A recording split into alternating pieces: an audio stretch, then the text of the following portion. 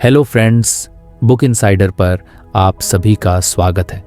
आज हम बात करने वाले हैं the power of awakened mind by Neeraj Rai book के बारे में। जब भी हम मैं कहते हैं, जैसे कि मैं खुश हूँ, मैं दुखी हूँ, मुझे गुस्सा आ रहा है, तो हम में से ज़्यादातर लोग उस मैं को खुद समझ बैठते हैं।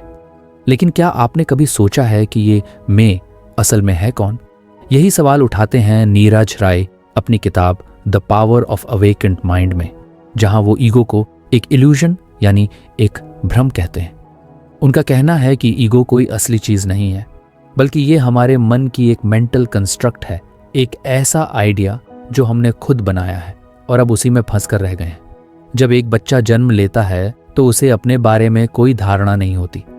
वो ना खुद को डॉक्टर मानता है, ना गरीब या अमीर, ना अच्छा या बुरा। वो सिर्फ होता है प्योर प्रेजेंस में। लेकिन जैसे जैसे वो बड़ा होता है, उसे नाम मिलता है, पहचान मिलती है, कंपैरिजन्स किए जाते हैं। तू अपने भाई से स्लो है, तू बहुत स्मार्ट है, तू कभी कुछ नहीं कर पाएगा। ये सारे लेबल्स धीरे धीरे उसके माइंड में सेटल होने लगते हैं। और फिर एक वक्त आता है जब इंसान खुद को उन लेबल्स से आइडेंटिफाई करने लगता है। वो समझता है कि वो वही है जो उसके बारे में कहा गया, यही बन जाता है उसका ईगो। ईगो की सबसे बड़ी प्रॉब्लम ये है कि ये हमें खुद की एक झूठी इमेज दिखाता है। हम सोचते हैं कि हमारे नाम हैं, हमारे काम हैं, हमारे रिलेशनशिप्स हैं और हमारी सोच ही एब्सोल्यूट ट्रूथ है। लेकिन ये सब चीज़ें बदलती रहती हैं, सोच बदलती है, काम बदलता है, रिलेशनशिप्स बदलते हैं, फिर भी हम उसी पुराने आइडेंटिटी को पकड़ कर बैठे रहते हैं। यही ईगो का इल्यूजन है। राय बताते हैं कि ईगो हमेशा सेपरेशन क्रिएट करता है, एक ड्युअलिटी। ईगो कहता है मैं बाकी सबसे अलग हूं। ये खुद को दूसरों से सुपीरियर या इन्फीरियर मानता है, लेकिन कभी इक्वल नहीं देखता। और यहीं से शुरू होता है सफरिंग का साइकिल। जब हम किसी से बेटर महसूस करते हैं तो ईगो खुश होता है, लेकिन जब कोई हमसे आगे निकल जाए तो वही ईगो हमें जलाने लगता है। हम हमेशा वैलिडेशन की तलाश में रहते। कोई हमें अप्रिशिएट करे, हमें नोटिस करे, हमारे काम की तारीफ करे, तभी ईगो शांत होता है, वरना वो बेचैनी से भर जाता है। इस तरह ईगो हमें कॉन्स्टेंटली एक फॉल्स आइडेंटिटी की लूप में घुमा देता है। लेकिन इस ईगो का एक दूसरा चेहरा भी होता है, स्पिरिचुअल ईगो। जब इंसान सेल्फ ग्रोथ या स्पिरिचुअलिटी की तरफ जाता है तो कभी कभी उसका ईगो और रिफाइंड रूप में वापस आता है। जैसे मैं दूसरों से ज़्यादा जागरूक हूँ, मुझे गहराई समझ में आती है जो किसी और को नहीं आती। ये भी ईगो ही है, बस उसने एक नया मास्क पहन लिया है।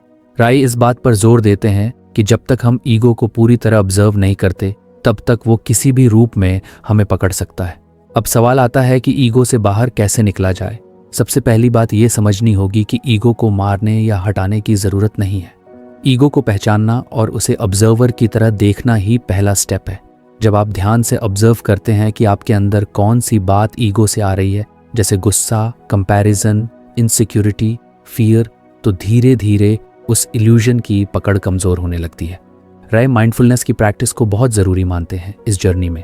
जब आप अपने थॉट्स को, इमोशंस को और रिएक्शंस को बिना जज किए ऑब्जर्व करते हैं तो आप देख पाते हैं कि ये सब टेम्पररी हैं, ये आते हैं और चले जाते हैं। लेकिन जो चीज़ परमानेंट है वो है आपकी अवेयरनेस। ईगो अवेयरनेस नहीं है, ईगो तो अवेयरनेस के ऊपर छड़ी धूल है। जैसे ही आप अवेयर होते हैं, ईगो डिसॉल्व होने लगता है। ईगो अक्सर पास्ट और फ्यूचर में जीता है। वो कहेगा मेरे साथ बचपन में ऐसा हुआ था, इसलिए मैं ऐसा हूं, या जब मैं ये अचीव कर लूंगा तब मैं सक्सेसफुल हो जाऊंगा। लेकिन प्रेजेंट मोमेंट से उसका कोई लेना देना नहीं होता। और यही ईगो की सबसे बड़ी ट्रिक है, आपको अभी से डिस्कनेक्ट करके एक इमेजिनरी टाइम जोन में ट्रैप कर देना। लेकिन जब आप सिर्फ अब में आते हैं, पूरी तरह से प्रेजेंट में, तो ईगो अपनी ताकत खोने लगता है। ईगो को मेंटेन करने के लिए एनर्जी चाहिए। हर बार जब हम डिफेंड करते हैं, प्रूव करते हैं, कंपेयर करते हैं, तब हम एनर्जी खर्च करते हैं ईगो को जिंदा रखने में। लेकिन जैसे ही हम सरेंडर करना शुरू करते हैं, मतलब चीज़ों को जैसा है वैसा एक्सेप्ट करना, खुद को दूसरों से अलग देखना बंद करना, तो वो एनर्जी वापस हमारी अवेयरनेस में लगती है। और यहीं से शुरू होती है रियल ट्रांसफॉर्मेशन। ईगो की एक और चाल है कंट्रोल की क्रेविंग। ईगो को हमेशा लगता है कि सब कुछ उसके हिसाब से होना चाहिए, तभी वो सेफ है। लेकिन लाइफ कभी किसी के कंट्रोल में नहीं रही। जब चीज़ें प्लान के हिसाब से नहीं होती, तब ईगो को चोट लगती है और वो या तो डिफेंसिव हो जाता है या डिप्रेस्ड। लेकिन जब आप ईगो से ऊपर उठ जाते हैं तब आप ये देख पाते हैं कि हर इवेंट, हर व्यक्ति, हर परिस्थिति आपके एवोल्यूशन के लिए है। तब आप रेजिस्टेंस छोड़ते हैं और फ्लो में जीना शुरू करते हैं। रे एक ब्यूटीफुल बात कहते हैं, ईगो कहता है मैं कुछ हूँ, स्पिरिट कहती है मैं सब कुछ हूँ। ईगो सेपरेट करता है, स्पिरिट कनेक्ट करती है। जब इंसान ईगो से बाहर निकलता है तो वो खुद को दूसरों में भी देखने लगता है। फिर कोई दुश्मन नहीं बचता, कोई कंपेटिटर नहीं बचता। तब कंपैशन अपने आप पैदा होता है। ईगो फियर बेस्ड होता है, उसे डर लगता है रिजेक्शन से, फेलियर से, अकेलेपन से। इसलिए वो हर वक्त कुछ बनने की कोशिश में लगा रहता है। लेकिन स्पिरिट फियरलेस होती है, उसे कुछ प्रूव नहीं करना होता। अगर आपको हमारी फ्री समरी अच्छी लगती है तो आप हमारे चैनल को सब्सक्राइब कर सकते हैं, हमारी मेंबरशिप खरीद सकते हैं या हमें यूपीआई के थ्रू सपोर्ट कर सकते हैं। अब समरी पर वापस चलते हैं, क्योंकि वो जानती है कि वो पहले से कंप्लीट है। जब ये रियलाइजेशन आता है कि आप अपने रोल्स, टाइटल्स और ओपिनियंस से कहीं ज्यादा हैं, तब ईगो की पकड़ ढीली पड़ने लगती है। ईगो की इल्यूजन को तोड़ना कोई एक दिन का काम नहीं है। ये एक प्रोसेस है जिसमें बार बार खुद को ऑब्जर्व करना होता है, बार बार अपनी फॉल्स आइडेंटिटीज को देखना होता है और हर बार अवेयरनेस में लौटना होता है। शुरुआत में ईगो बहुत रेजिस्टेंस देगा, वो आपको गिल्ट, फियर या डाउट से रोकने की कोशिश करेगा। लेकिन जैसे जैसे आप अवेयर होते जाते हैं, ईगो खुद अपना असर खो देता है। राय यही कहते हैं कि the end of ego is not death, it's the beginning of true life. जब ईगो खत्म होता है तब आप उस लाइफ में एंटर करते हैं जहां क्लैरिटी है, पीस है, जॉय है, और ये सब बिना किसी रीजन के होता है। आपको खुश रहने के लिए कुछ हासिल नहीं करना पड़ता, आप बस होते हैं और वही सफिसेस। इस पूरे प्रोसेस में सबसे इंपॉर्टेंट है ऑनेस्टी, खुद से ईमानदारी। जब आप सच में अपने आप से सवाल करते हैं, क्या ये थॉट ईगो से आ रहा है? क्या मैं खुद को सुपीरियर फील कर रहा हूँ? क्या मैं किसी बात को पकड़कर बैठा हूँ जो अब काम नहीं कर रही? तो आंसर्स आपको अंदर से मिलते हैं और वो आंसर्स धीरे धीरे आपको ईगो के इल्यूजन से बाहर निकालते हैं। ईगो को समझना कोई नेगेटिव बात नहीं है। ये समझना कि ईगो है और फिर उससे कॉन्शियस तरीके से डिटैच होना, यही आत्मज्ञान की शुरुआत है। ईगो हमें केवल सर्वाइवल सिखाता है, लेकिन स्पिरिट हमें लिविंग सिखाती है। ईगो हमें कुछ बनो कहता है, स्पिरिट कहती है जो हो वही काफ़ी है। तो अगली बार जब आप खुद को किसी आइडेंटिटी से जोड़ें या किसी बात पर हर्ट फील करें तो पॉज करके पूछिए, क्या ये मेरा ईगो बोल रहा है? हो सकता है उस मोमेंट में जवाब ना मिले, लेकिन इतना पूछना ही ईगो के इल्यूजन को हल्का करने के लिए काफ़ी है। नीरज राय की टीचिंग हमें याद दिलाती है कि हम कोई फिक्स्ड आइडेंटिटी नहीं है, हम प्योर अवेयरनेस हैं जो कभी खत्म नहीं होती। ईगो तो बस एक मास्क है और मास्क को उतारना कोई हार नहीं बल्कि सबसे बड़ी आज़ादी है। यही ईगो से मुक्ति की शुरुआत है, जहां सच्चा मैं सामने आता है, जो ना कभी बदला, ना कभी डरा और ना कभी किसी से कम था। जब हम जीवन में उलझे होते हैं, हर दिन की भाग दौड़ में, तो हमें ऐसा लगता है कि यही असली जिंदगी है। सुबह उठना, काम पर जाना, लोगों से मिलना, परेशानियां झेलना, कभी खुश होना, कभी दुखी। लेकिन क्या आपने कभी खुद से ये सवाल पूछा है कि क्या यही सब मैं हूँ? क्या मेरी चेतना, कॉन्शियसनेस बस इन्हीं एक्टिविटीज तक सीमित है? नीरज राय की किताब the power of awakened mind में बताया गया है कि हर इंसान के अंदर एक गहरी इंटेलिजेंस छुपी होती है जो हमारे नॉर्मल थिंकिंग माइंड से बहुत आगे की चीज़ है। लेकिन उस तक पहुंचने के लिए हमें अपने भीतर जागना पड़ता है। इसे ही कहते हैं अवेकनिंग कॉन्शियसनेस। हम सब के अंदर एक अवेयरनेस होती है जो ऑब्जर्वर की तरह काम करती है। वो देख सकती है कि हमारे अंदर क्या हो रहा है। जैसे अभी हम सोच रहे हैं, गुस्सा कर रहे हैं, डर रहे हैं, जजमेंट कर रहे हैं, ये सब वो देख सकती है। लेकिन दिक्कत तब होती है जब हम अवेयरनेस को भूलकर उसी सोच में उलझ जाते हैं। हम ये नहीं समझ पाते कि हम हमारे थॉट्स नहीं हैं, हम हमारे इमोशंस नहीं हैं, हम वो हैं जो ये सब ऑब्जर्व कर रहे हैं। कॉन्शियसनेस का जागना इसी अंडरस्टैंडिंग से शुरू होता है कि हम सिर्फ फिजिकल बॉडी या माइंड नहीं हैं, हम उससे कहीं ज़्यादा हैं। ईगो हमेशा हमें बांधे रखता है ये सोचने में कि हम अलग हैं, कि हमें खुद को साबित करना है, कि हमें सब कुछ कंट्रोल करना है। लेकिन जब हम माइंडफुलनेस की प्रैक्टिस करते हैं, मतलब जब हम इस पल में फुली प्रेजेंट होते हैं, तो ईगो का ग्रिप थोड़ा थोड़ा करके ढीला पड़ने लगता है। माइंडफुलनेस का मतलब है कि आप जो भी कर रहे हैं उसमें पूरी तरह से उपस्थित रहें। जैसे खाना खाते समय सिर्फ खाना खाना, चलने के समय सिर्फ चलना। किसी से बात करते समय पूरी अटेंशन से सुनना। ये सुनने में सिंपल लगता है, लेकिन प्रैक्टिस में बहुत पावरफुल है। जब आप फुली प्रेजेंट होते हैं तब आप देखना शुरू करते हैं कि आपकी सोच रुक जाती है और उसी समय आपकी कॉन्शियसनेस जागने लगती है। सोच और जागरूकता दोनों साथ साथ नहीं चल सकती। जैसे ही आप अवेयर होते हैं, आपके अंदर की शांति सतह पर आने लगती है। यही वो गहराई है जो राय डीपर इंटेलिजेंस कहते हैं। ये वो विजडम है जो बुक्स से नहीं, बल्कि आपकी ओन प्रेजेंस से आती है। प्रेजेंस का मतलब ये नहीं कि आपके लाइफ में कोई प्रॉब्लम्स नहीं होंगी। प्रेजेंस का मतलब है कि आप प्रॉब्लम्स में भी सेंटर्ड रह सकते हैं। जब आप अवेकन होते हैं तो आपके रिएक्शंस बदलने लगते हैं। पहले जहां कोई बात आपको घंटों परेशान करती थी, अब आप उसे ऑब्जर्व करके छोड़ सकते हैं। पहले जहां आप अपने इमोशन से पूरी तरह बह जाया करते थे, अब आप उन्हें महसूस करके भी स्टेबल रह सकते हैं। ये कोई ओवरनाइट ट्रांसफॉर्मेशन नहीं है, लेकिन धीरे धीरे ये शिफ्ट होना शुरू होता है। कॉन्शियसनेस को जागृत करने का मतलब ये नहीं कि आपको किसी पहाड़ पर जाकर बैठना होगा या सब कुछ छोड़ना पड़ेगा। इसका मतलब है कि आप जहां हैं वहीं पर अपने भीतर ध्यान देना शुरू करें। जैसे अपने ब्रेथ को ऑब्जर्व करना, अपने थॉट्स को बिना जजमेंट के देखना, खुद से सवाल करना, क्या मैं जाग रहा हूं या ऑटो पायलट पर जी रहा हूं। हर बार जब आप खुद को प्रेजेंट मोमेंट में लाते हैं तो आप ईगो की पकड़ से बाहर आ रहे होते हैं। ईगो पास्ट और फ्यूचर में जीता है। वो आपको गिल्ट, रिग्रेट, प्लानिंग, वरी में उलझाए रखता है। लेकिन कॉन्शियसनेस सिर्फ अब में है। जब आप अब में होते हैं तब आप एक ऐसी स्टेट में आते हैं जहां क्लैरिटी होती है।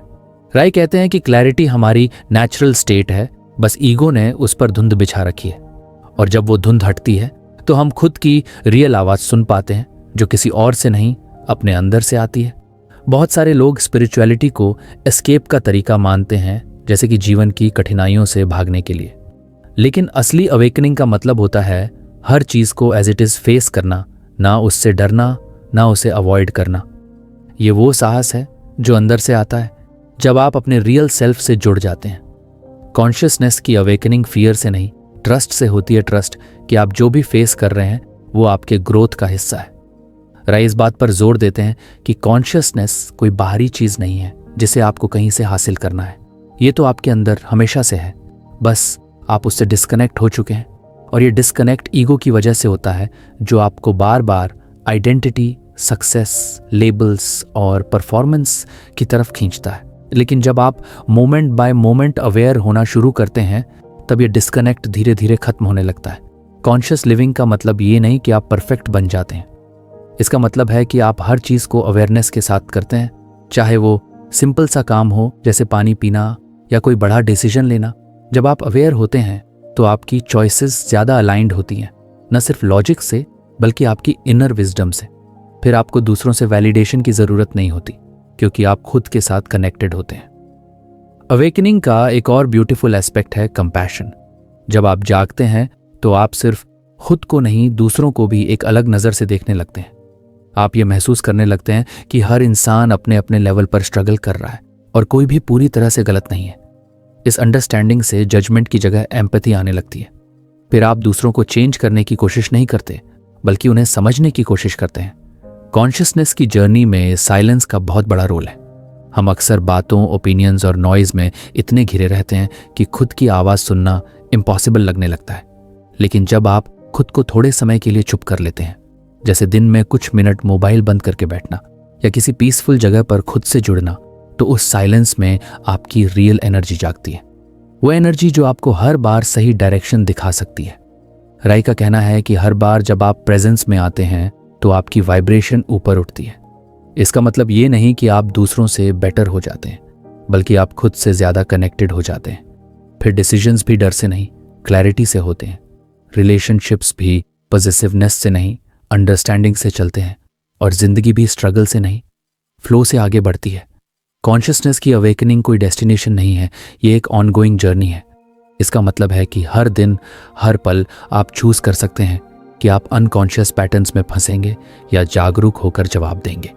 ये कोई आसान रास्ता नहीं है, लेकिन ये सबसे सेटिस्फाइंग है, क्योंकि इसमें आप खुद को खोते नहीं, बल्कि खुद को पाते हैं। जब आप हर दिन माइंडफुलनेस के छोटे छोटे स्टेप्स लेते हैं, जैसे जागते समय ग्रेटफुल होना, काम करते समय अवेयर रहना, बात करते समय पूरी तरह प्रेजेंट होना, तो आपकी कॉन्शियसनेस दिन ब दिन जागती जाती है। फिर आप बस सर्वाइव नहीं करते, आप ट्रूली लिव करते हैं। राय एक पावरफुल लाइन में कहते हैं, जागृत मानसिका प्रतिक्रिया नहीं करता, वह प्रतिक्रिया करता है। It doesn't fear, it trusts, it doesn't control, it flows. यही फर्क है एक अनकॉन्शियस माइंड और अवेकन्ड कॉन्शियसनेस में। और ये शिफ्ट सिर्फ तभी होता है जब आप खुद को ऑब्जर्व करना शुरू करते हैं, बिना गिल्ट के, बिना फियर के, बस क्यूरियोसिटी के साथ। तो अगर आप भी महसूस करते हैं कि जिंदगी में कुछ मिसिंग है, कि आप अंदर से खाली महसूस करते हैं, तो शायद वक्त आ गया है अवेकनिंग कॉन्शियसनेस का। ना किसी किताब में, ना किसी गुरु में, बल्कि खुद के अंदर उस अवेयरनेस को पहचानने का जो आपको हर आंसर दे सकती है, जो आपको ईगो की इल्यूजन से निकालकर एक रियल, फ्री और लविंग लाइफ की तरफ ले जा सकती है। बस हर दिन कुछ पल खुद को देना शुरू कीजिए, ब्रेथ को ऑब्जर्व कीजिए, खुद से पूछिए, मैं अभी जाग रहा हूँ? यही एक छोटा सा सवाल आपको बड़ी क्लैरिटी की तरफ ले जा सकता है। और जैसे जैसे आप इस जर्नी में आगे बढ़ेंगे, आपको लगेगा कि जिंदगी बाहर नहीं, भीतर से बदल रही है। और यही होता है असली अवेकनिंग, जब आउटर वर्ल्ड नहीं, इनर वर्ल्ड आपका रियलिटी बन जाता है। हर इंसान के अंदर एक कहानी चल रही होती है, एक ऐसी कहानी जिसमें वो खुद ही हीरो है, खुद ही रास्ता खोज रहा है और खुद ही अपने डर से लड़ रहा है। यही बात नीरज राय अपनी किताब the power of awakened mind में ब्यूटीफुली एक्सप्लेन करते हैं। वो जोसेफ कैम्बल के कॉन्सेप्ट हीरोज जर्नी को लेते हैं और उसे स्पिरिचुअल पाथ के साथ कनेक्ट करते हैं। उनका मानना है कि सेल्फ रियलाइजेशन कोई बाहरी गोल नहीं है जिसे कहीं बाहर जाकर पाना है। ये तो एक अंदर का सफ़र है जहाँ इंसान खुद को खोजता है, अपने भीतर छुपे डर, फियर का सामना करता है और अंत में एक नई जागरूकता, अवेयरनेस के साथ उभर कर बाहर आता है। हीरोज जर्नी की शुरुआत हमेशा एक ऑर्डिनरी लाइफ से होती है, एक ऐसी लाइफ जिसमें सब कुछ चलता तो है लेकिन कहीं ना कहीं अंदर खालीपन महसूस होता है। आप बाहर से सक्सेसफुल हो सकते हो लेकिन अंदर एक सवाल बार बार उठता है, क्या यही सब है? क्या मैं इससे ज़्यादा कुछ नहीं हूँ? यहीं से जर्नी शुरू होती है, जब इंसान अंदर से कॉलिंग महसूस करता है, एक आवाज़ जो कहती है कि तुम्हें कुछ डिस्कवर करना है, कुछ अलग करना है। यही पहला स्टेप होता है, द कॉल टू एडवेंचर। लेकिन जैसे ही ये कॉल आता है वैसे ही डर भी साथ आता है। डर कि अगर हम अंदर झांकेंगे तो क्या दिखेगा? क्या हम उस सच को झेल पाएंगे? क्या हम कंफर्ट जोन से बाहर जा पाएंगे? यही डर एक ड्रैगन की तरह हमारे रास्ते में खड़ा हो जाता है। राय इस डर को ईगो का सबसे ताकतवर हथियार बताते हैं। ईगो नहीं चाहता कि आप आगे बढ़ें, वो आपको सेफ जोन में रखना चाहता है। लेकिन हीरो बनने के लिए इस डर से पार जाना जरूरी होता है और यही डर इस जर्नी का सबसे पहला और सबसे बड़ा चैलेंज है। इस स्टेज पर ज्यादातर लोग वापस ऑर्डिनरी लाइफ में लौट जाते हैं, लेकिन कुछ लोग जो उस भीतर की आवाज को इग्नोर नहीं कर पाते, वो डर के बावजूद आगे बढ़ते हैं। यही वो पल होता है जब एक इंसान सीकर बनता है, सच का खोजी। और यहां से शुरू होती है एक इनवर्ड यात्रा जो बाहर से नहीं, अंदर से देखनी होती है। इस जर्नी में ऑब्स्टेकल्स आते हैं, emotional pain, confusion, loneliness, self doubt. ऐसा लगता है जैसे सब कुछ टूट रहा है, लेकिन सच तो ये होता है कि जो झूठा था वही टूट रहा होता है। आपका पुराना आइडेंटिटी, आपकी फॉल्स बिलीफ्स, आपका ईगो, ये सब धीरे धीरे गिरने लगते हैं और इस प्रोसेस में दर्द होता है, लेकिन यही असली ट्रांसफॉर्मेशन का हिस्सा है। बिना टूटे कुछ नया बनता ही नहीं। राय बताते हैं कि इस जर्नी में सबसे जरूरी चीज है अवेयरनेस। एक ऐसी अवेयरनेस जो ऑब्जर्वर बन सके, जो इमोशंस और थॉट्स को बिना डरे देख सके। यही अवेयरनेस आपकी सोर्ड बनती है, वो तलवार जिससे आप अपने डर रूपी ड्रैगन को काट सकते हैं। अवेयरनेस का मतलब है खुद को देखना, अपने रिएक्शंस को समझना, अपने पैटर्न्स को पहचानना। और जब आप जागरूक हो जाते हैं तो डर के पीछे की असल कहानी दिखने लगती है कि वो बस एक इल्यूजन था, एक शैडो। असल में उसमें कोई ताकत नहीं थी। जैसे जैसे आप अपने अंदर की जर्नी में आगे बढ़ते हैं, आपको कुछ एलाइज भी मिलते हैं, किताबें, टीचर्स, कुछ खास लोग और सबसे बड़ी बात खुद की इनर वॉइस। ये सब आपको गाइड करते हैं, रास्ता दिखाते हैं, लेकिन अल्टीमेटली डिसीजंस आपको ही लेने होते हैं।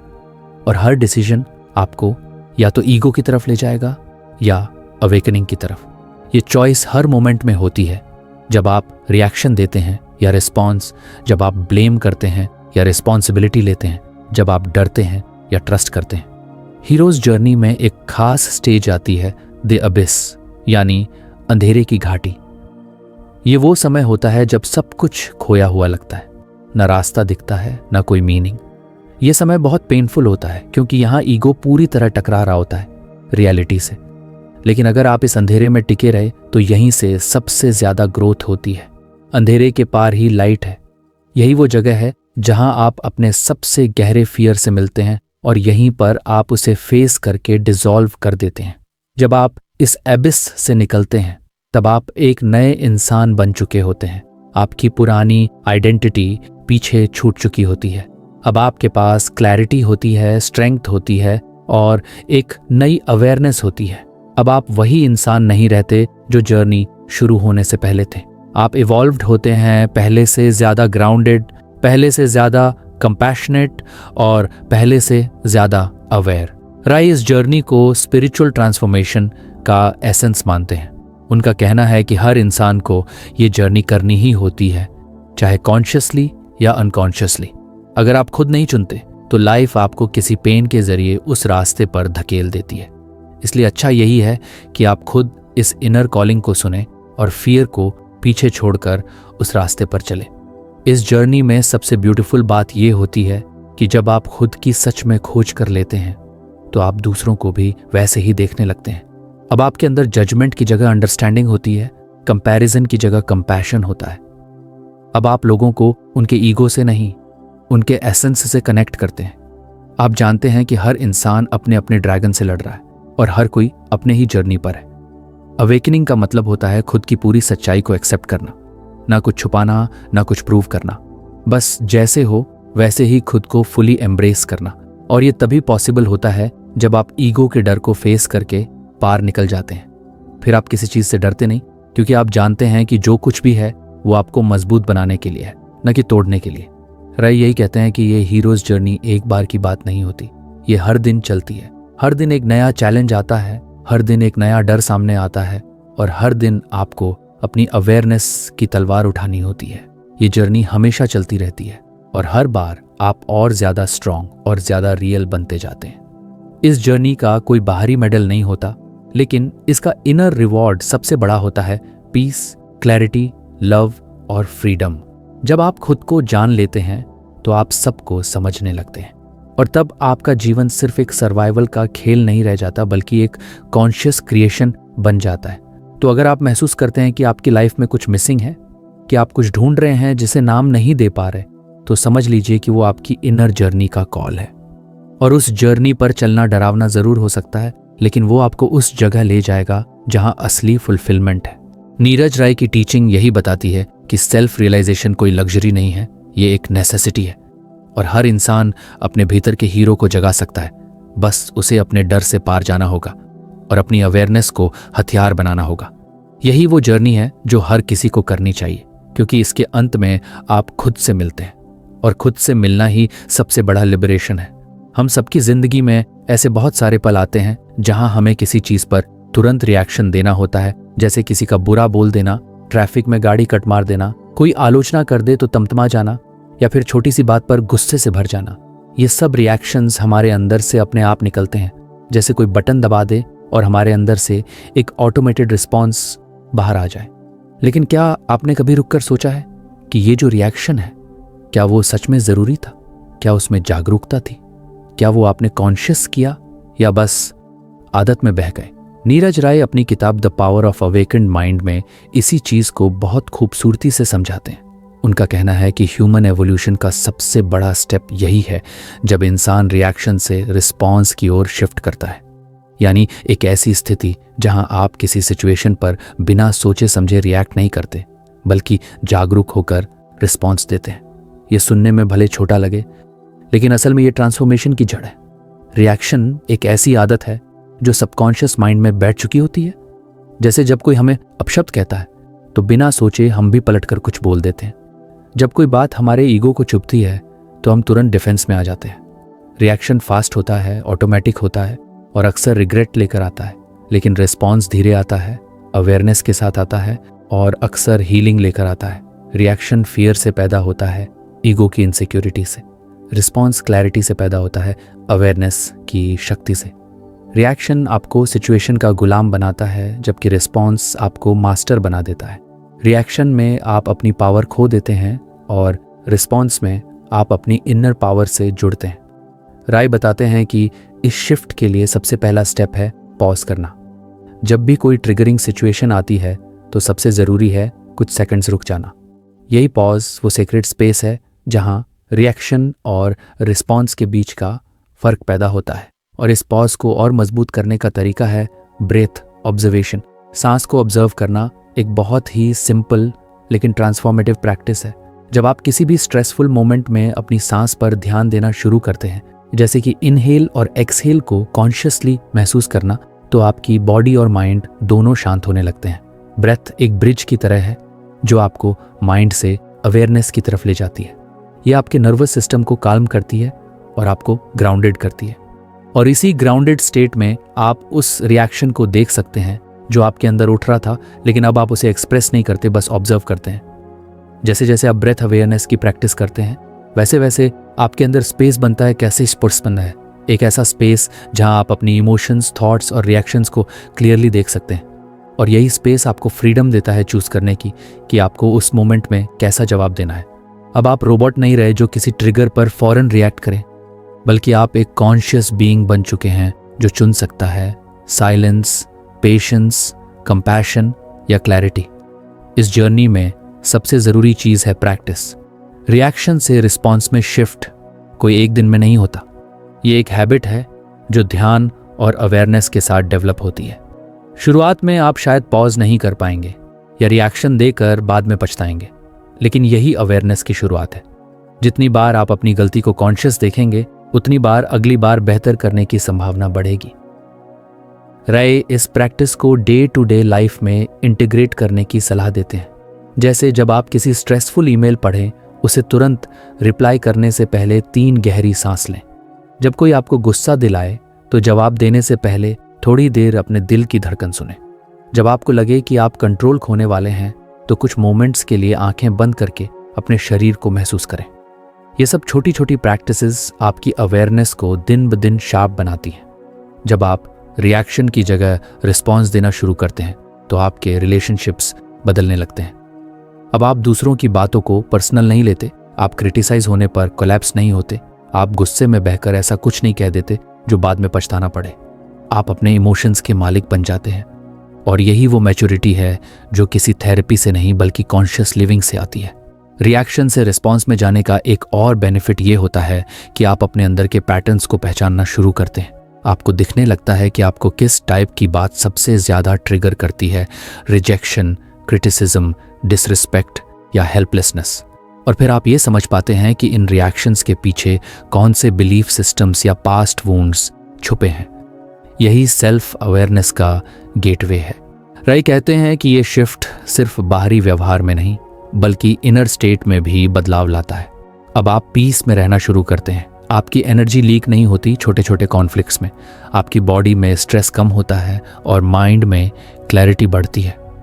क्योंकि जब आप हर बात को सीरियस लेकर रिएक्ट नहीं करते, तभी तो असली शांति मिलती है।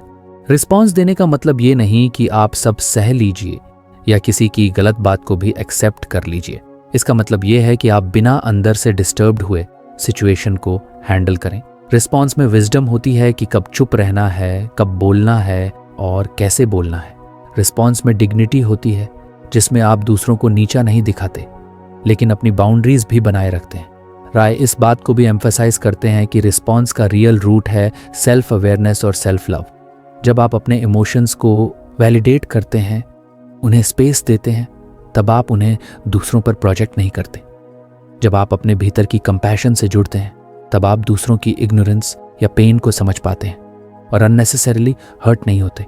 आपके भीतर जब ये स्ट्रेंथ डेवलप हो जाती है कि आप किसी भी चैलेंजिंग सिचुएशन में सेंटर्ड रह सकें, तो फिर कोई भी बाहरी परिस्थिति आपको डिसबैलेंस नहीं कर सकती। और यही तो पर्सनल एवोल्यूशन है कि आप बाहर की दुनिया से नहीं, ये अपने अंदर की वर्ल्ड से कंट्रोल में है। एक और पावरफुल टेक्निक जो राय सजेस्ट करते हैं वो है इनर डायलॉग अवेयरनेस। जब भी आप किसी ट्रिगरिंग थॉट को नोटिस करें, जैसे उसने मेरी इंसल्ट कर दी, दे मैं हमेशा गलत ही समझा जाता हूं। तो पॉज करें और उस थॉट से क्वेश्चन करें, क्या ये एब्सोल्यूट ट्रूथ है? क्या मुझे इसी मोमेंट में इस पर रिएक्शन देना जरूरी है? ये सवाल आपके माइंड को पॉज करने में मदद करेंगे और आपको अवेयरनेस की ओर ले जाएंगे। इस शिफ्ट में सबसे बड़ी सपोर्ट होती है डेली अवेयरनेस प्रैक्टिस। जैसे सुबह उठते ही कुछ मिनट अपने ब्रेथ पर ध्यान देना, रात को सोने से पहले दिन भर में आए रिएक्शंस को रिव्यू करना, या दिन में किसी भी रैंडम मोमेंट पर खुद से पूछना, अभी मैं अवेयर हूं या ऑटो पायलट में चल रहा हूं। ये सारी चीजें आपको बार बार प्रेजेंट मोमेंट में वापस लाती हैं और यहीं से रियल ट्रांसफॉर्मेशन शुरू होता है। राय के अनुसार जब आप रिएक्शन से रिस्पॉन्स की ओर बढ़ते हैं तो आप खुद को एक गहरी शक्ति से जुड़ा हुआ महसूस करते हैं। जैसे आपकी लाइफ अब रैंडम नहीं लगती बल्कि बहुत मीनिंगफुल और इंटेंशनल लगने लगती है। अब आप सिर्फ सर्वाइव नहीं करते बल्कि कॉन्शियसली क्रिएट करते हैं। इस जर्नी में सबसे ब्यूटीफुल बात यह है कि ये कहीं बाहर से नहीं आती, ना किसी कोर्स से, ना किसी गुरु से, बल्कि आपके अंदर से ही उगती है। बस जरूरत है उस पॉज की, उस ब्रेथ की, उस अवेयरनेस की जो रिएक्शन और रिस्पॉन्स के बीच पुल का काम करती है। तो अगली बार जब जिंदगी आपको चैलेंज करे, जब कोई आपको प्रोवोक करे, जब आपके अंदर गुस्सा या डर उठे, तो एक पल के लिए रुकिए, अपनी सांस को महसूस कीजिए, खुद से पूछिए क्या मुझे रिएक्ट करना है या रिस्पॉन्ड, और फिर देखिए कैसे एक छोटा सा पॉज आपकी पूरी इनर वर्ल्ड को बदल देता है। यही है असली पावर, जब आप खुद को ऑब्जर्व कर पाते हैं और धीरे धीरे रिएक्शन की जगह रिस्पॉन्स देना सीख जाते हैं। यही से शुरू होती है जागरूकता की असली जर्नी, एक ऐसी यात्रा जो आपको आपकी असली शक्ति से मिलाती है। तो फ्रेंड्स, ये थी हमारी आज की बुक समरी। आपको कैसी लगी कमेंट करके ज़रूर बताएं और धन्यवाद आपका समरी एंड तक सुनने के लिए।